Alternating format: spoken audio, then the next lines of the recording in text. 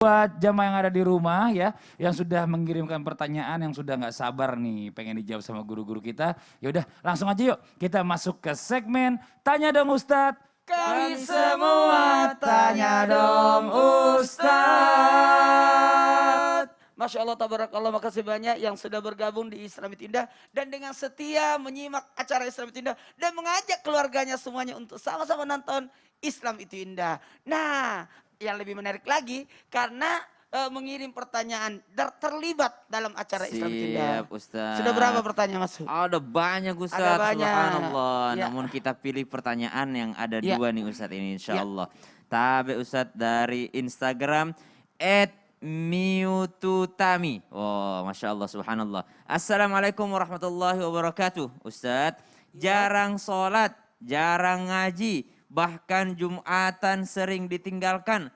Tapi hartanya melimpah, tanahnya di mana-mana. Sedangkan yang ahli ibadah, mereka hidupnya sederhana. Butuh pencerahan ya Ustadz, Ustadzah, agar saya tidak membandingkan nikmat saya dengan nikmat orang lain yang lebih jauh dari saya. Syukran. Aduh, Masya Allah, tabarakallah. Baik, kalau berbicara tentang bagaimana caranya supaya kita tidak membandingkan nikmat kita dengan nikmat orang lain. Yang jelas, kenali dan hindari pemicunya. Sehingga kita ada namanya kecemburuan, ada orang yang namanya sibuk mengurus nikmat yang Allah berikan kepadanya. Yang kedua, biasakan berbaik sangka. Sekali lagi, baik sangka atas nikmat Allah. Kita ini bersyukur, makanya ada namanya bersyukur itu melihat di sisi bawah orang dari diri kita. Artinya apa? Masih banyak nikmat yang Allah berikan kepada kita. Yang berikutnya, tulis semua target yang akan kita capai. Jadi kita sibuk menggapai tapi tidak sibuk mengurus orang.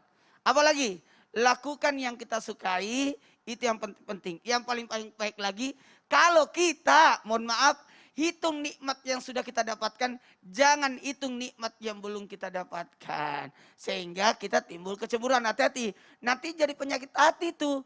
Ada timbul iri hati, ada timbul dengki, hasut, ini bahaya. Sehingga ada namanya kedengkian, ini menimbulkan keinginan agar supaya nikmat yang dimiliki orang itu hilang. Ini lebih parah. Iya gitu. Auzubillahi min dzalik. Tapi Ustaz, masih ada pertanyaan yang kedua Ustaz. Pertanyaan yang kedua yang mana ya? Ustaz. Nah. Assalamualaikum warahmatullahi wabarakatuh. Waalaikumsalam wabarakatuh. Ini dari Instagram @desi_Kolodia. Benar itu? Benar Ustaz. Assalamualaikum Ustaz. Apakah sama dengan kenikmatan sehat yang diberikan terus menerus, tapi kita malah enggak ngelakuin amal ibadah?